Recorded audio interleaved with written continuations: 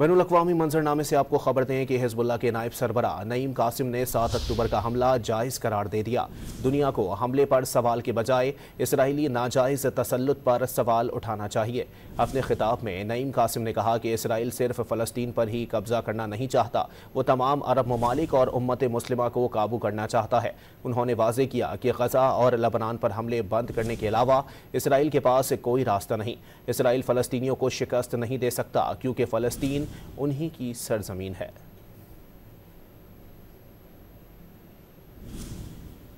बैनुल-अक़वामी मंजरनामे से आपको खबर दें कि हिज़्बुल्लाह के नायब सरबरा नईम कासिम ने 7 अक्टूबर का हमला जायज़ करार दे दिया। दुनिया को हमले पर सवाल के बजाय इसराइली नाजायज़ तसल्लुत पर सवाल उठाना चाहिए।